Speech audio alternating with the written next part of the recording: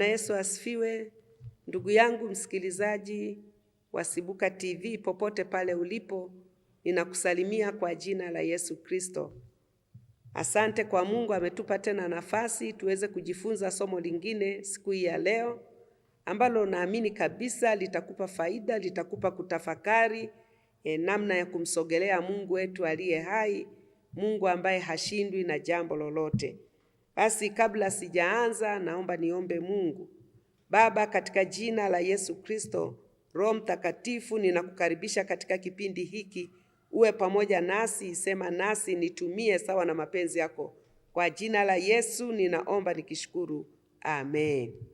Ndugu yangu msikilizaji wa Sibuka TV, leo tutajifunza somo zuri ambalo linasema usilie kwa sababu yupo simba wa kabila la Yuda. Usilie kwa sababu yuko simba wa kabila la Yuda. Yamkini umekuwa ukilia katika mambo mengi. Kawaida ya mwanadamu siku zote anapokutana na changamoto za aina mbalimbali katika maisha yake, anakutana na mambo magumu katika maisha yake yanayomzunguka. Wakati mwingine anakutana na mambo magumu katika ndoa, ama katika biashara, katika afya, na juu ya watoto wake na juu ya mambo mbalimbali.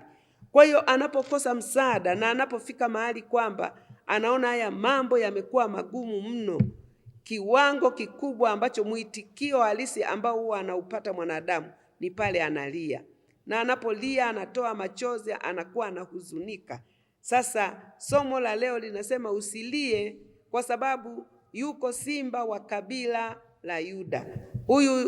Huyu simba wa kabila la Yuda ni Yesu Kristo wa Nazareti. Ni yeye aliye shina la Daudi. Haleluya. Bwana Yesu asifiwe sana.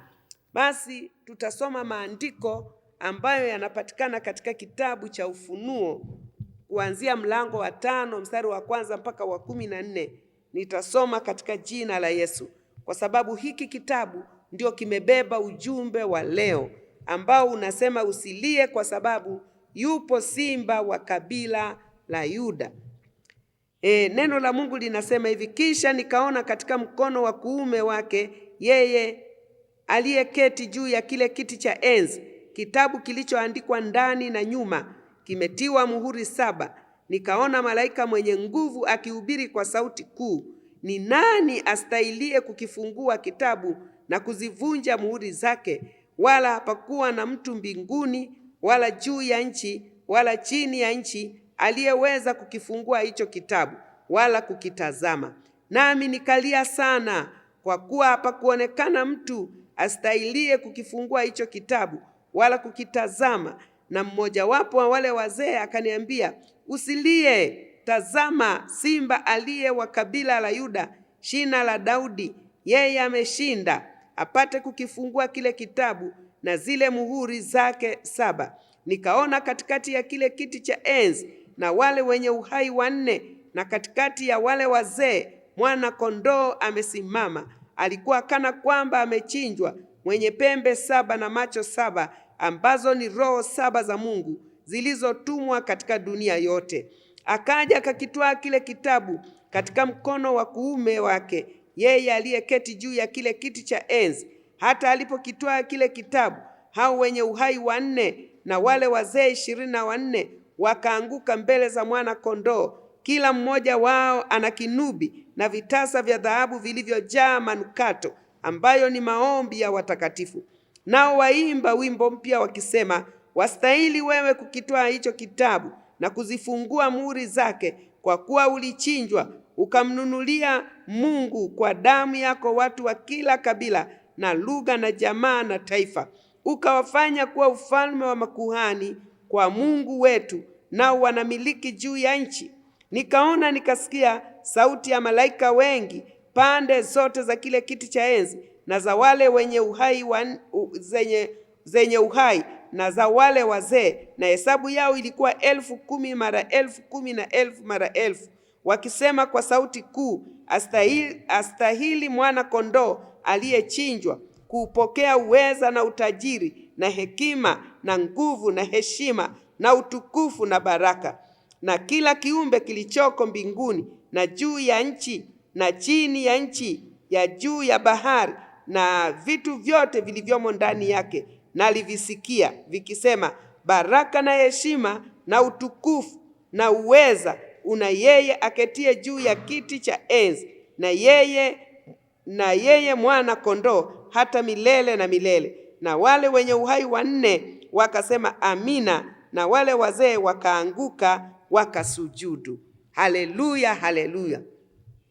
Kitabu hiki mwandishi ni Yohana, na aliandika miaka mingi iliyopita, kama mwaka wa 90 mpaka 96 BK, baada ya Kristo kuzaliwa. Aliandika akiwa wapi? Aliandika akiwa katika kisiwa cha Patmo. Kwa nini alikuwa kule katika kisiwa cha Patmo? Huyu Yohana alikuwa ni mmoja wa wanafunzi waliokuwa wanapendwa na Bwana Yesu wakati wa uhai wa Bwana Yesu alipokuwepo duniani.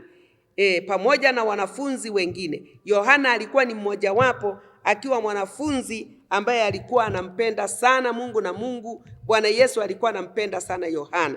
Sasa Yohana alibaki yeye kama mwanafunzi pekee ambaye ilishindikanika kabisa kuuawa kwa vifo vingine ambavyo wanafunzi wengine waliuawa. Wanafunzi wengine walikatwa kwa misumeno, wanafunzi wengine walichunwa ngozi, wanafunzi wengine wa Yesu Kristo walichomwa kwenye mafuta yaliyokuwa yametokoshwa kabisa, yametokota, wakatupiwa kwenye mafuta, hata wakao wamekufa wengine. Lakini huyu Yohana, kila walipokuwa wanajaribu kumuua Yohana, kwa sababu yeye ndiye alikuwa amebaki, na ndiye alikuwa amebaki ana habari za huyu Yesu Kristo. Waliposhindwa kumuua kwa namna yoyote, wakitaka kumchinja wanashindwa, wakimdumbukiza kwenye mafuta wanamtoa yuko mzima, wakijaribu kumuua kwa namna yoyote walishindwa. Hivyo wakaamua kumchukua Yohana, wakaamua kumtupa katika kisiwa cha Patmo. Kile kisiwa cha Patmo ilikuwa ni kama gereza. Kulikuwa tuna mifupa ya watu waliokufa, watu waliotupwa kule kwa adhabu mbalimbali, walifia huko. Huko hapakuwa na maji, huko hapakuwa na kivuli, hapakuwa na nyumba. Kulikuwa na wadudu wakali, wanyama wakali kama majoka na nini. Wakasema sasa huyu Yohana ambaye amebaki, aliyebeba ujumbe wa Yesu Kristo, kwa sababu tumeshindwa kumuua kwa namna nyingine, kama wakina Petro walikuwa wamekwisha uawa, watu wengi walikuwa wamekwisha kuuawa, wanafunzi wa Yesu. Lengo ni kuitokomeza kabisa injili ya Yesu Kristo ili isiendelee. Lakini pamoja na hayo yote, bado Yesu Kristo anahubiriwa hata leo. Haleluya, haleluya. Basi Yohana akawa ametupwa huko. Alipotupwa huko, wakasema tukimtupa huko labda atauawa na wanyama wakali, labda atakufa kwa kifo chochote kile ambacho, kwa sababu ilishindikana afeje sasa Yohana, wamuweje Yohana. Lakini kwa sababu Mungu wa mbinguni aliweka kusudi kubwa ndani ya mtumishi wa Mungu huyu Yohana, ndio maana hiki kitabu kinaitwa Ufunuo wa Yohana. Ni mambo yaliyokuwa yamefumbwa, lakini Yohana alifunuliwa, na alipofunuliwa leo hii tunajifunza. Hata mimi najisikia vizuri kusoma hiki kitabu, kuona mafunuo ya Mungu kupitia mtumishi wa Mungu huyu Yohana. Jina la Bwana libarikiwe. Huyu Yohana akiwa katika kisiwa cha Patmo, akiwa kule anaishi na njaa, akiwa hana matumaini yoyote ya kwenda popote, ndipo siku ya Bwana, unaposoma neno la Mungu, siku ya Bwana Mungu alijifunua kwake. Siku ya Bwana ipi? Ni siku ile ya Jumapili. Ilikuwa ni siku ya Jumapili ambayo ndio siku ya Bwana. Unajua watu tunaabudu siku ya Bwana. Siku ya Jumapili ni siku ya ushindi ambayo Yesu Kristo ndio alifufuka. Haleluya, haleluya. Kwa hiyo akiwa katika siku ya Bwana, nadhani ilikuwa ni siku hiyo ya Jumapili, sasa akafunuliwa, akajifunua Yesu Kristo kwa Yohana. Alipojifunua ndipo akaambiwa uandike unabii katika kitabu hiki cha Ufunuo, uandike mambo yaliyopita, yaliyopo na yajayo. Unajua hiki kitabu kinaeleza mambo yaliyopita, mambo yaliyopo na mambo yajayo. Yanamweleza Mungu wa milele. Jina la Bwana libarikiwe. Lakini lengo langu ninataka tujikite katika huu mlango wa 5, ambapo sasa Yohana akaonyeshwa kitabu kile kitabu kilikuwa kimeandikwa ndani na nyuma, na kilikuwa kimegongwa, kimefungwa kwa mihuri 7. Biblia inasema ile namba 7 ni ukamilifu wa Mungu. Sasa Yohana alipoona kile kitabu akaangalia na akachaguliwa malaika mwenye nguvu. Yule malaika mwenye nguvu ni ule mstari wa 2, ndio anasema kwamba nikaona malaika mwenye nguvu akihubiri sauti kuu. Ukisoma pale neno anasema ni nani? Kuna eni moja kubwa alafu kuna eni ndogo inafuata. Ina maana alitamka kwa nguvu sana, akasema ni nani astahiliye kukifungua kitabu na kuzivunja muhuri zake?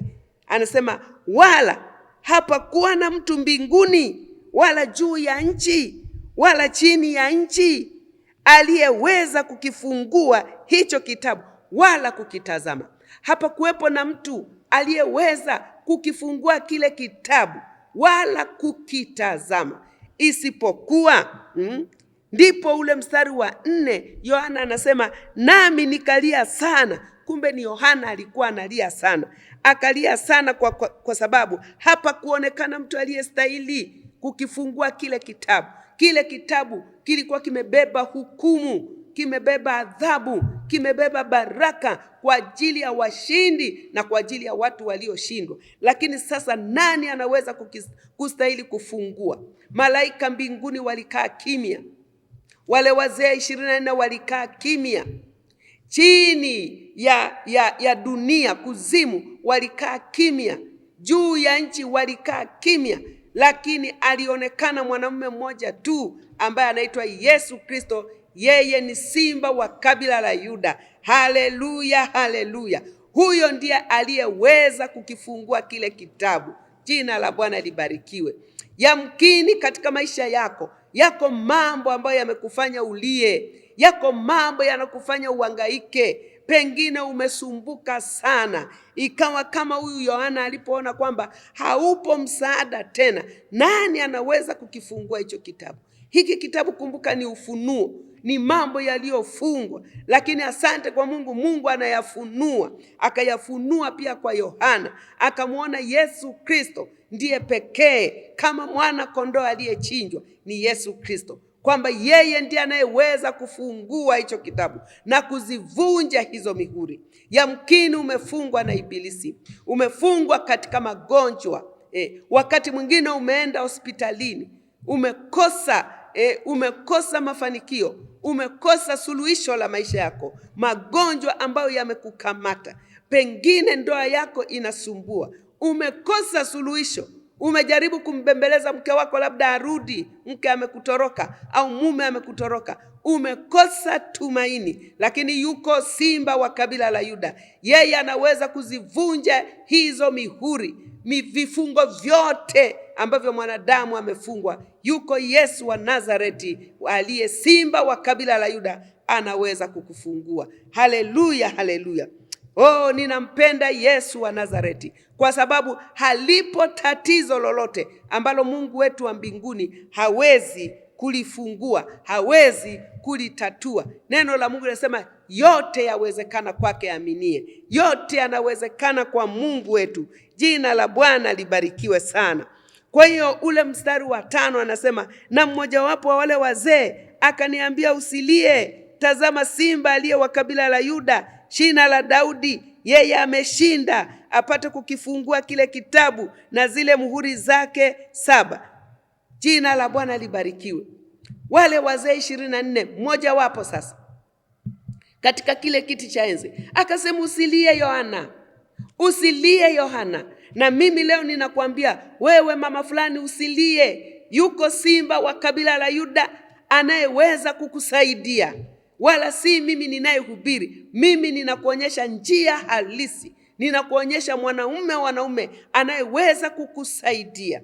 Yamkini una matatizo ambayo umeshindwa kumweleza mchungaji wako, umeshindwa kumweleza baba yako, umeshindwa kumweleza mke wako, umeshindwa kuwaeleza watoto wako, lakini yuko simba wa kabila la Yuda. Huyu ni Yesu Kristo aliyeangikwa msalabani, akafa ili atusaidie. Kumbuka alipokuwa pale msalabani, alinyosha mikono yake msalabani namna hii, akasema imekwisha. Wakati amesulubiwa na Wayahudi, Wayahudi walifikiri wamemmaliza Yesu Kristo, kwamba ndio mwisho wa Yesu Kristo. Lakini kumbuka, Yesu Kristo wakati wa uhai wake ndiye aliyefufua vipofu wao wa Wayahudi, ndiye aliyeponya viwete wa Wayahudi, ndiye aliyeponya viziwi wa Wayahudi, ndiye aliyefufua wafu. Aliwahi kumfufua Lazaro aliyekuwa amekufa siku 4. Yesu Kristo wa Nazareti, huyu simba wa kabila la Yuda, akamfufua Lazaro.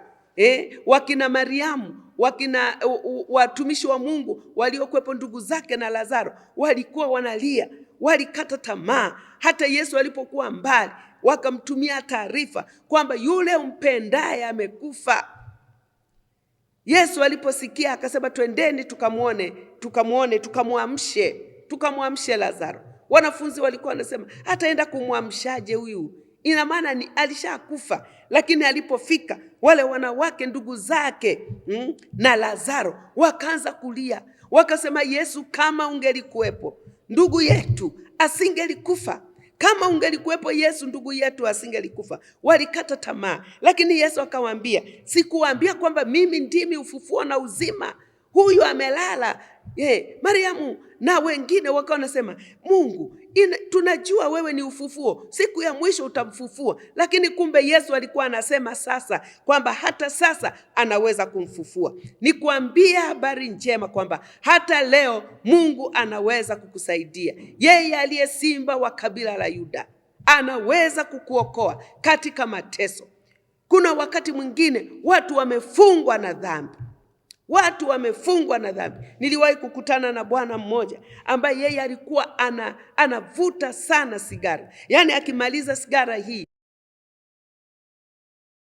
nyingine, yaani anavuta sigara ikiisha anatupa, anachukua nyingine. Nikamwambia, kwa nini unavuta sigara namna hiyo? Kwa nini hujui kwamba huo moshi unakutesa, huo moshi utakuua, huo moshi unakuunguza, unavuta moto katika maisha yako, unavuta laana katika maisha yako? Akasema, mama mchungaji, akasema, usifikiri ninapenda, nataka kuacha lakini nashindwa. Yamkini na wewe ndugu upo, unataka kuacha kitu fulani unashindwa. Yuko simba wa kabila la Yuda.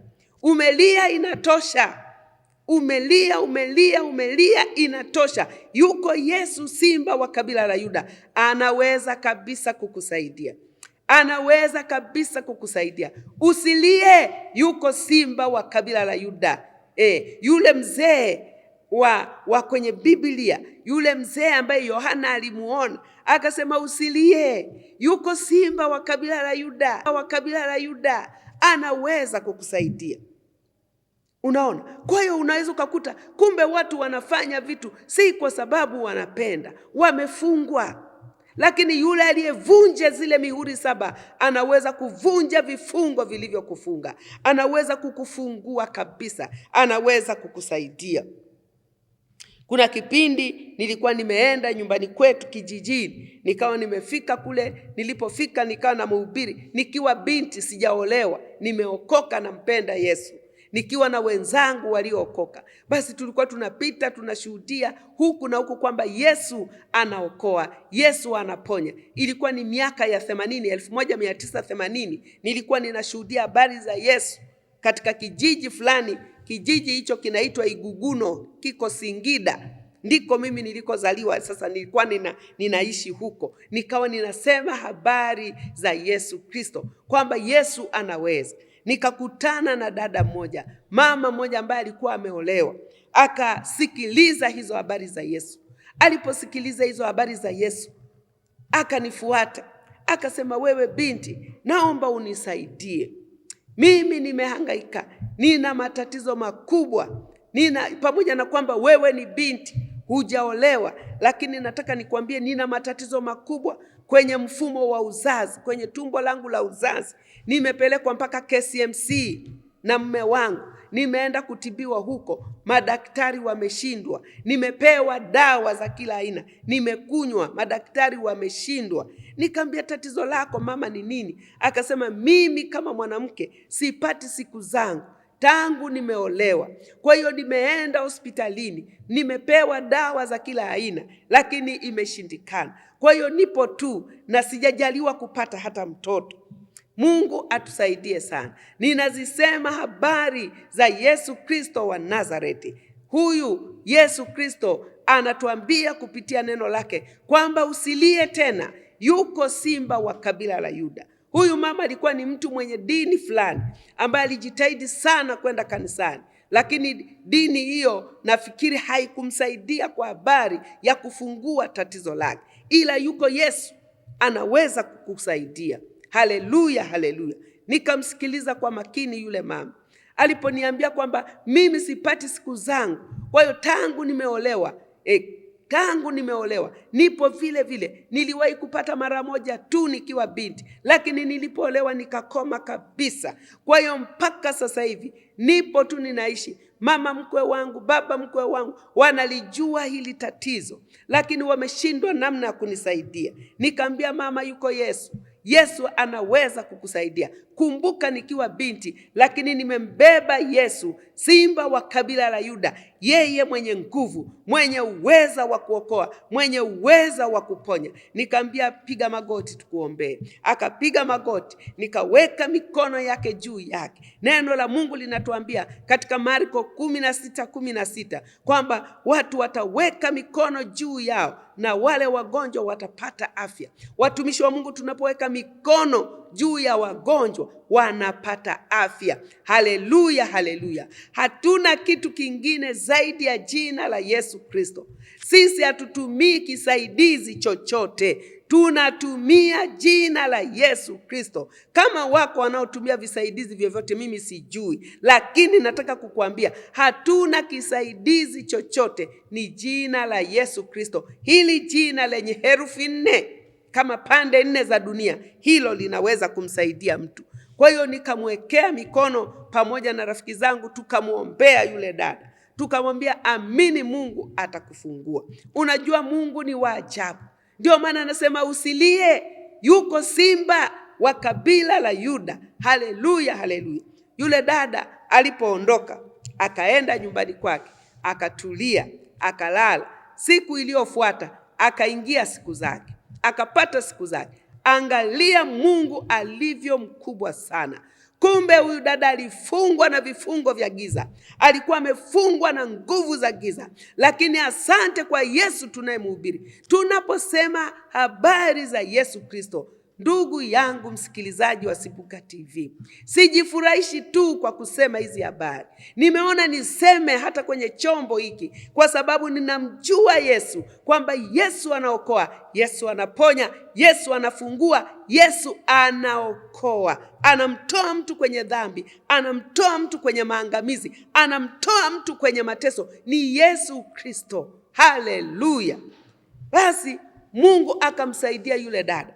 Unajua ni aibu sana nafikiri hata kwenda kwa baba mkwe kujieleza nini unafanya, lakini yule dada kwa muujiza ule ambao Mungu alimfanyia, alikimbia akaenda kwa mama mkwe na baba mkwe wake, akasema mama, baba, Mungu amenitendea muujiza.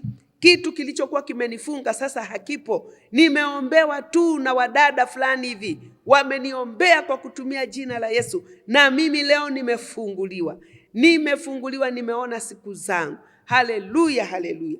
Na tulipokuja kukutana naye, tuliona yule mama anakimbia, anatukimbilia, anatuwao, anasema wao watumishi wa Mungu. Mimi nikawa nashangaa, nini dada? Anasema tangu mliponiombea, majibu yangu siku ya pili yalitokea, na mimi sasa ni mzima, na mimi sasa niko kama wanawake wengine walivyo. Haleluya, haleluya. Ndugu yangu msikilizaji wa Sibuka TV, wale wazee, yule mzee akamwambia Yohana, usilie, yuko simba wa kabila la Yuda ambaye anaweza kukusaidia. Na wewe leo ninakwambia unayenitazama, yamkini uko nchi za nje, ninakwambia usilie, yuko simba wa kabila la Yuda, anaweza kukusaidia kabisa, anaweza kukufungua kabisa. Haleluya.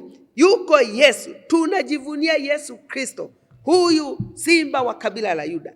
Anaweza kukusaidia rafiki yangu, anaweza kukusaidia mama yangu.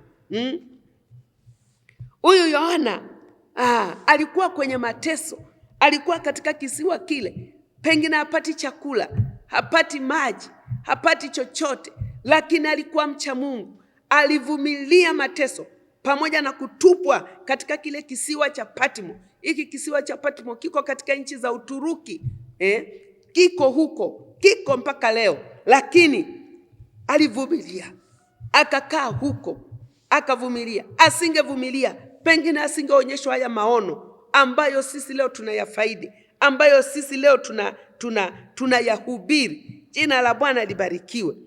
Bwana Yesu asifiwe sana. Nini kinakuliza katika maisha yako ndugu yangu?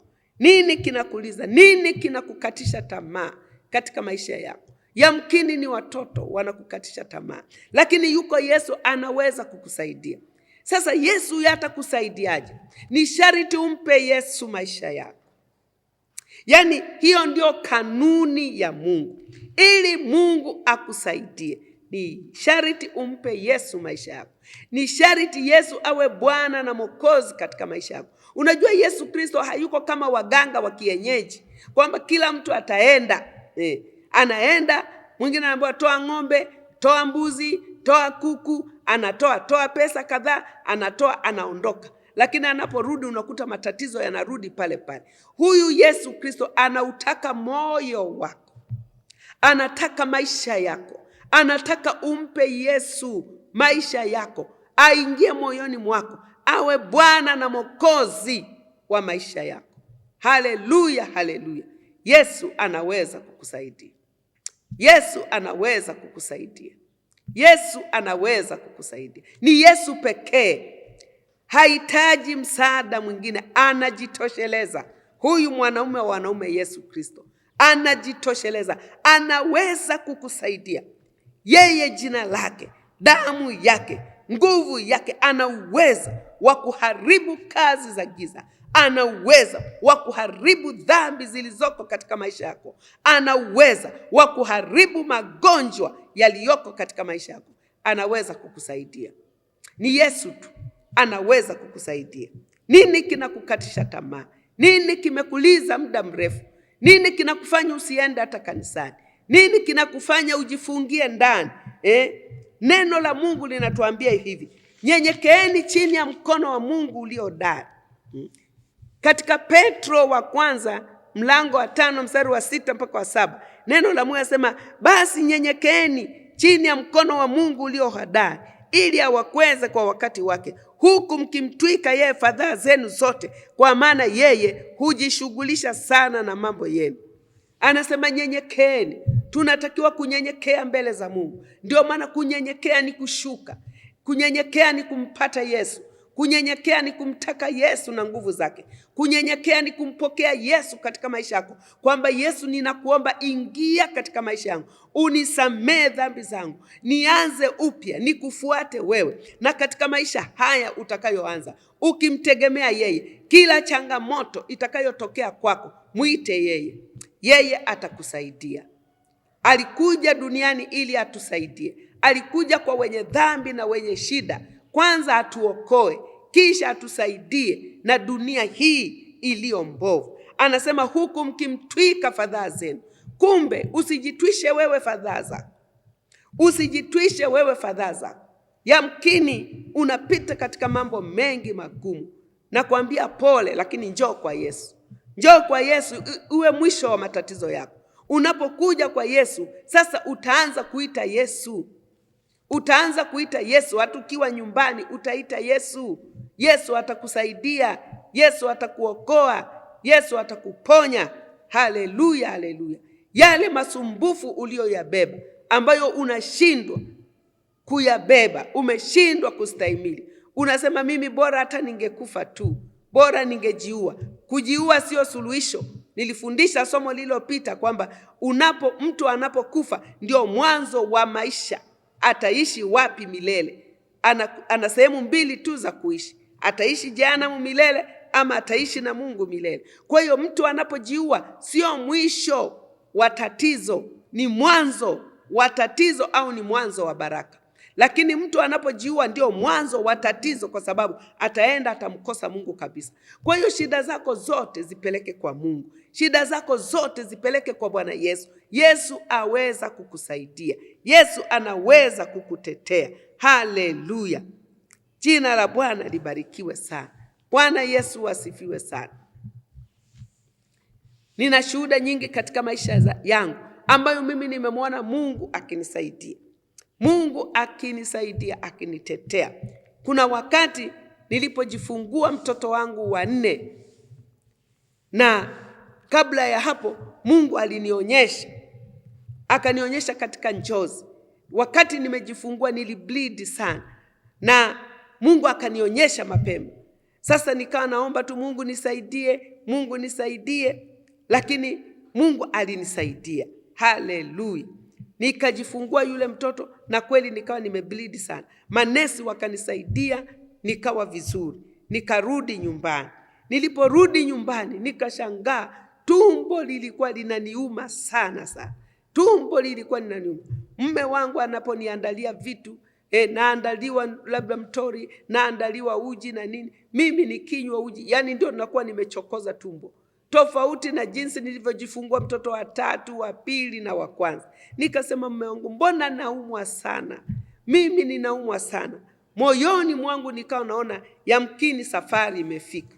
Kuumwa huku sio kwa kawaida. Nilikuwa ninaumwa sana sana. Nikamwambia baba, nikawa nalia sana. Nasema baba, mimi naumwa sana. Mume wangu ananiambia, mke wangu, mbona unalia sana? Kwa nini? Mimi nipo, nitakusaidia nini? Naambia baba, ninalia, naumia, nawaza namna ya hawa watoto. Utaleaje hawa watoto? Utaleaje hawa watoto? Kumbuka nilikuwa nimefika mahali nimekata tamaa. Ninaona sasa naondoka duniani. Namwazia mume wangu, katoto akakachanga, atakaleaje? Naona watoto hao wengine wadogo wadogo wamefuatana, atawaleaje? Nasema baba, nakuhurumia, utaleaje hawa watoto? Utawaleaje hawa watoto? Kumbuka nasikia maumivu makali ndani ya tumbo. Mume wangu anasema, hutakufa Suzana, hutakufa. Asante kwa Mungu. Mungu amenipa mtumishi wa Mungu. Mume wangu ni mtumishi mzuri wa Mungu. Anamhubiri Yesu Kristo. Mchungaji Dr. Bukuku anamhubiri Yesu Kristo, kwamba Yesu ni mweza. Ninapokata tamaa ananiambia hata hili litapita, yuko Yesu. Jina la Bwana libarikiwe. Haleluya, haleluya. Jina la Bwana libarikiwe. Akawa ananitia moyo. Anasema, usilie mke wangu, hutakufa. Hutakufa. Kumbuka huo ulikuwa ni mwaka 1993. Wakati nimejifungua binti yangu wa mwisho. Sasa hivi ni mtu mzima, ni mtumishi wa Mungu, na yeye anamtumikia Mungu huko aliko pamoja na mume wake. Jina la Bwana libarikiwe. Sasa mimi ninahangaika, nalia maumivu makali. Unaona? Sasa baba anasema, utapona tu. Lakini kitu ninachotaka kukwambia, mume wangu alikuwa anapiga magoti.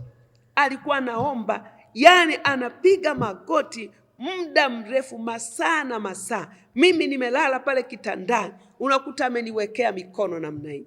Anaomba Mungu. Mimi sina nguvu za kuomba Mungu. Mimi ni machozi tu, lakini ananiombea. Yani anaomba masaa na masaa, amepiga magoti. Mpaka naona kabisa hapa amechoka kupiga magoti. Ndio anaamka, labda anapumzika kidogo. Wakati mwingine anapiga pembeni. Anaomba Mungu. Mpaka analala usingizi, amepiga magoti, amelala usingizi. Akishituka anaendeleza, ananiombea. Haleluya, haleluya. Mungu alisikia maombi ya mume wangu. Mungu alisikia. Alikuwa anapinga mauti iliyokuwa inanifuatilia. Alikuwa anapinga kifo kilichokuwa kinanifuatilia. Alikuwa naomba Mungu, akijua kabisa kwamba yuko Yesu, simba wa kabila la Yuda, anayeweza kutusaidia. Basi ikafika kama wiki moja, wakati sasa nimejifungua, nina kama wiki moja, nikawa naenda kujisaidia. Yeye baba akawa ameondoka, ameenda kazini. Mimi nikajikongoja, nikaenda uwani, Nilipoenda na nimeenda uani ile najisaidia, nikashangaa baada ya haja ndogo kutoka, nikashangaa kitu cheusi kinatoka, kinaporomoka. Nikasema Mungu wangu, sasa hapa labda ni utumbo umekatika. Kumbe nilipokuwa nimejifungua, ina maana kuna placenta ilikatikia ndani. Madaktari hawakujua na sisi hatukujua, unaona. Imekaa siku 7 tumboni. Sasa nilipoona nikasema ngoja nijaribu kukishika. Niliposhika nikakinyofoa namna, nikaona nikilaini tu, hakina maumivu, maana mimi nifikiri labda kitakwama tumboni. Nikakinyofoa namna hii, nikakitupia chooni. Kwa sababu nilikuwa naogopa, kiko cheusi kabisa, kimeanza na kuoza. Nikakitupia, nikasema sasa hapa ni shida. Mume wangu aliporudi kazini nikamsimulia, akaniambia twende hospitalini. Kuna kitu gani kimetoka tena? Nikamwambia sielewi, ni utumbo umekatika, mimi sielewi. Unajisikiaje? Nikamwambia najisikia tu vizuri, lakini ila tumbo ndio linaniuma. Akasema twende hospitalini. Nilipopelekwa hospitalini na mume wangu akabeba katoto, tukaondoka tukaenda hospitalini. Daktari alipoenda kunipima akasema huyu mama amepata infection kubwa sana tumboni. Nikachomwa sindano hapo, nikaambiwa kila siku nachomwa sindano, nikapewa madawa mengi. Asante kwa Mungu, Mungu alipitia wale madaktari nikapona. Lakini wakasema usingepona. Kwa jinsi nilivyokuwa nisingeweza kupona. Asante kwa huyu Yesu ninayemhubiri. Ndio maana nasema usilie, yuko simba wa kabila la Yuda. Yesu wa Nazareti aliniponya akanisaidia. Na nilipopata ile tiba, baada ya siku 5, huu mwili wote, yani hii ngozi yote, ndugu yangu msikilizaji wa Sibuka TV, ilikuwa kama kiazi kilichochomwa. Yani kiazi, ukifinya namna hii ngozi inatoka tu. Ukifinya namna hii ngozi inatoka tu. Ukifanya namna hii, nilikuwa naweka gazeti kwenye kitanda. Nikipangusa namna hii, ngozi inapukutika, ngozi yangu inatoka kama pumba zinajaa kwenye gazeti. Nachukua kwenye mguu na kinga tena, napangusa namna, ulibaki uso tu. Mungu alinihifadhi, ukabaki uso na kucha ndio hazikutoka. Lakini mwili wote ilikuwa yani ulikuwa kama kiazi kilichochomwa. Nakosa lugha ya kuelezea jinsi ilivyokuwa. Ina maana mimi nilikuwa nimeoza mwili wote. Yani tu damu ilikuwa inatembea, moyo unadunda, sijui na viungo vya ndani vilikuwa vizima. Lakini hii ngozi unayoiona hii ni ngozi mpya. Mungu alinipa ngozi mpya. Ile ngozi ya kwanza iliisha. Mume wangu alivyokuja nikamwambia baba, hebu nicheki, angalia nilivyo. Akasema kweli mwanadamu ni mavumbi. Mume wangu alishangaa. Akasema mwanadamu ni mavumbi. Mwanadamu ni mavumbi na hawezi kujivunia hata mwili wake. Nikanambia baba, nisaidie nipanguse kwenye mikono, nipanguse mgongoni. Akinipangusa namna hii, yani ni kama ukurutu, ni kama pumba za mahindi zinaangukia kwenye kitanda, zinaangukia kwenye shuka. Anachukua anaenda kukunguta hivi, rundo la ngozi kwenye miguu humu, kwenye mikono humu, na nyofoa tu namna hii. Baba akasema ninunue mafuta ya aina gani? Ninunue mafuta ya aina gani? Maana ungekuwa sio mtu basi ningesema ninunue hata grease, nikukande mwili wote ili haya mangozi yote yatoke. Kwa hiyo alikuwa ananunua mafuta ya kila aina. Akinunua mafuta ananipaka. Yani ni kama vile kusiliba. Sisi Wanyakyusa tunasema kusiliba. Sijui nisemeje, lakini alikuwa ananikanda mafuta. Nikishaoga ananikanda ili yale mangozi mengine, dead material mengine haya ya ngozi yaweze kutoka kirahisi. Ananikanda nikijifunika hivi nguo. Watu wanakuja kunisalimia, Bwana Yesu asifiwe. Nimejifunika hivi, wanaona uso uko vizuri, lakini mikono. Paka ikabidi tuwaite ndugu zetu wa karibu. Mamangu mzazi akaja akasema, mwanangu ama umeugua. Lakini Yesu wa simba wa kabila la Yuda, Yesu simba wa kabila la Yuda ndiye aliyeniponya, ndiye aliyenisaidia. Kwa hiyo mimi nikakazana tu kutoa hayo mangozi. Nikatoa baada kama ya wiki 2, zile ngozi zote zikaisha. Ngozi yangu ikawa nyororo, ikawa kama ya mtoto mchanga. tumbo likapona. Kile kilichokatikia ndani ya tumbo ndicho kilichokuwa kinanitesa, ambacho hakuna aliyekuwa anaona, hakuna aliyeona, hakuna aliyejua. Madaktari na manesi hawakujua, unaona. Ila tu mimi nilikuwa naambulia yale mateso ya tumbo makali sana. Lakini Mungu wetu anaweza kukuponya hata wewe. Ndugu yangu msikilizaji wa Sibuka TV, pale unaponisikiliza, Mungu anaweza kukusaidia. Anaweza kukusaidia kabisa. Katika Mathayo 11 mstari wa 28 mpaka 30, neno la Mungu linasema, njoni kwangu nyinyi nyote msumbukao na wenye kulemewa na mizigo, nami nitawapumzisha. Jitieni nira yangu, mjifunze kwangu, kwa kuwa mimi ni mpole na mnyenyekevu. Huu ni ujumbe wa Yesu Kristo. Yesu Kristo alisema mwenyewe, njooni, njoo kwa Yesu. Wewe unayesumbuka na kulemewa na mizigo, njoo kwa Yesu. Yesu akuponye, Yesu akuokoe. Inawezekana kabisa Yesu kukuokoa. Inawezekana kabisa Yesu kukusaidia. Kwa hiyo huyu Yohana alipokuwa katika kisiwa cha Patmo, alionyeshwa vitu vingi, lakini ni pamoja na haya kwamba usilie, yuko simba wa kabila la Yuda. Inawezekana umelia sana, labda umetelekezwa na mume wako, labda mtoto umeachwa na baba yako, umeachwa na mama yako, lakini Yesu anaweza kukusaidia. Labda umeshindwa kulipa ada za chuoni, labda umeshindwa kupata hata hela ya mtaji. Yuko Yesu. Mwombe Yesu chochote. Amesema tumtwike yeye fadhaa zetu zote. Tumtwike yeye fadhaa zetu zote. Anaweza kutusaidia. Jina la Bwana libarikiwe. Yuko mtumishi wa Mungu, wako watumishi wa Mungu, ukisoma katika ile Danieli 3 mstari wa 17 mpaka wa 18. Hebu naomba tusome hayo maneno ya Mungu. Tuone kitabu cha Danieli.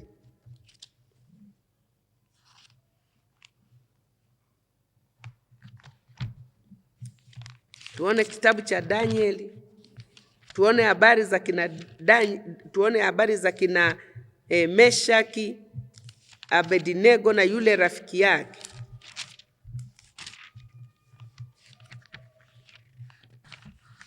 Danieli 3. Nisome Danieli 3 ule mstari wa 17.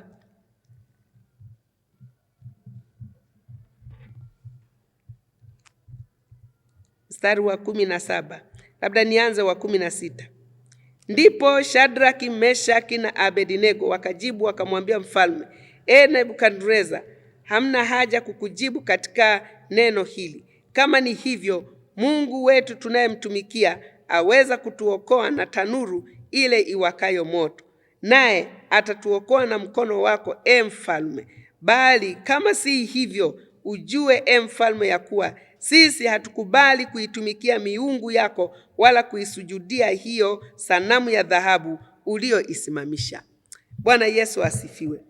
Katika kitabu hiki cha Danieli, ukisoma ukianzia ule mstari wa 1, unaona Nebukadneza mfalme, yeye alitengeneza sanamu ya dhahabu. Alipotengeneza sanamu ya dhahabu, akaiweka mbele ya watu, na akawaambia kwamba sanamu hii inabidi izinduliwe kwa kishindo, na ilizinduliwa kwa kishindo.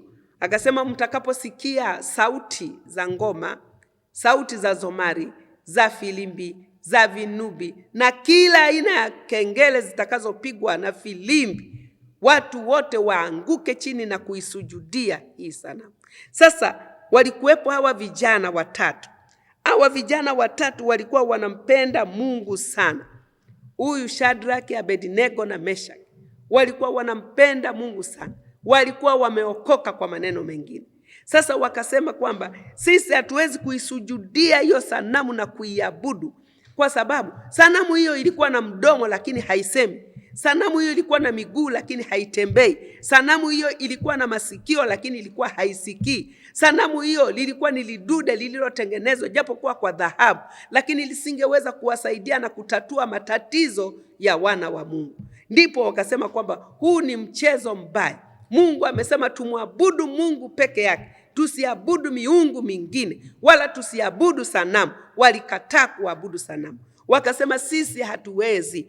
Ndipo wale watu waliokuwa wanaishi katika kipindi kile wakaondoka, wakaenda kutoa taarifa kwa mfalme. Wakasema, mfalme, wako vijana 3 na wengine wamekataa kusujudia sanamu yako, wamekataa kutii amri yako. Sasa hawa watu ni watu wa aina gani ambao hawezi kutii amri yako?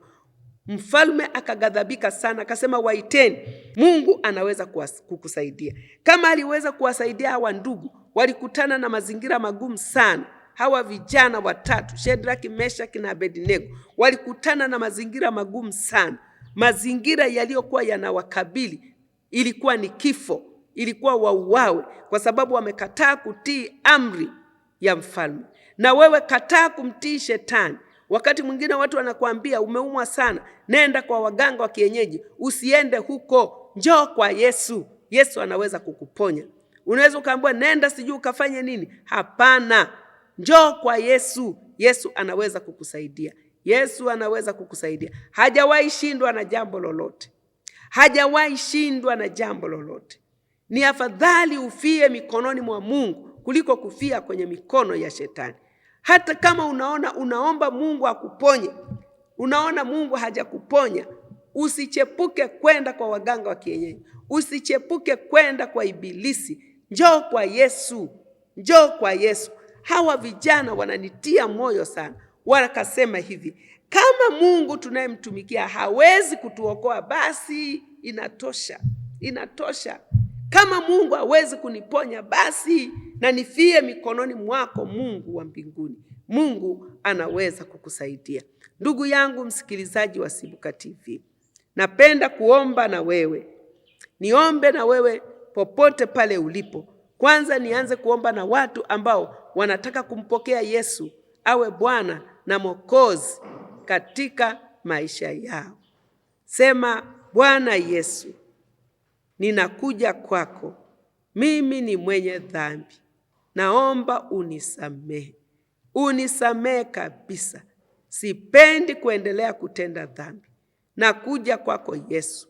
Nioshe kwa damu yako iliyomwagika msalabani. Wewe unayesema nisilie, ninakuja kwako Bwana. Wewe unipumzishe. Nimechoka kufanya dhambi. Nisamehe kabisa. Asante Yesu Kristo kwa kunisamehe. Naomba ufute jina langu kwenye kitabu cha hukumu, uandike jina langu kwenye kitabu cha uzima.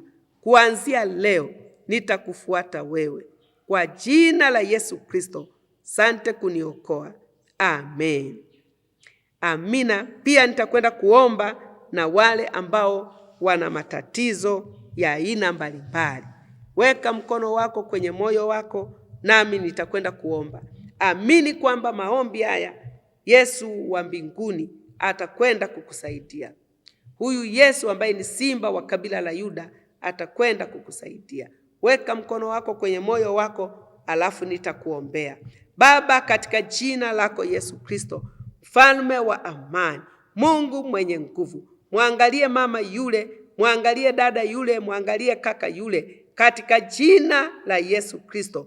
Bwana, ninaomba ukutane na haja ya moyo wake. Ninakuamuru wewe ibilisi uliyeingia ndani yake kwa njia ya magonjwa, wewe pepo la kisukari, wewe pepo la BP, wewe pepo la kansa, ninakuamuru pepo la vidonda vya tumbo, toka kwa jina la Yesu wa Nazareti. Ninakuamuru ondoka kwa kijana yule, ondoka kwa bibi yule, ondoka kwa mtoto yule, katika jina la Yesu wa Nazareti. Neno la Mungu limesema, nimepewa mamlaka ya kukanyaga nyoka na nge nami kwa jina la Yesu Kristo, kwa mamlaka niliyopewa na Yesu Kristo ya kuvunja na kuharibu kazi za ibilisi, ninakuamuru ibilisi, toka kwa mtumishi wa Mungu yule, katika jina la Yesu wa Nazareti. Naachilia roho ya uzima, naachilia roho ya uzima. Moto Roho Mtakatifu ukashuke kwake. Natuma moto Roho Mtakatifu ukateketeze kila pando la ibilisi ndani yake kwa jina yule. Toka kwenye ubongo wa binti yule katika jina la Yesu. Pepo la ulemavu toka kwenye miguu, toka kwenye mikono, toka kwa jina la Yesu. Ninakuamuru kwa jina la Yesu Kristo wa Nazareti, ondoka. Natamka uzima juu ya mama yule, juu ya kijana yule, katika jina la Yesu. Asante Yesu kwa uponyaji, sante kumponya, sante kumuokoa. Kwa damu ya Yesu Kristo ninaomba nikishukuru, amen. Basi ndugu yangu msikilizaji wa Sibuka TV, naomba nikuachie mawasiliano yangu. Mawasiliano yangu ni 0754 552 889. Naitwa Mwalimu Dr.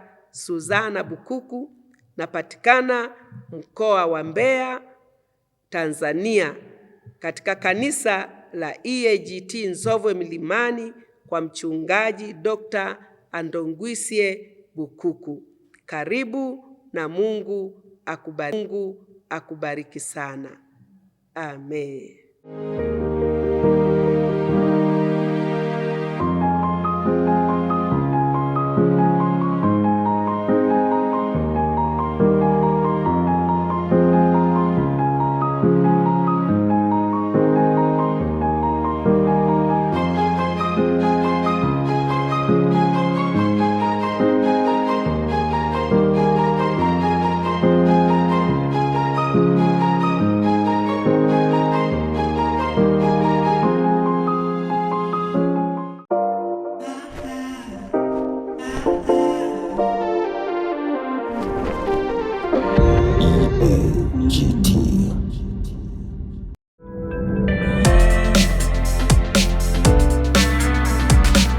Sibuka TV.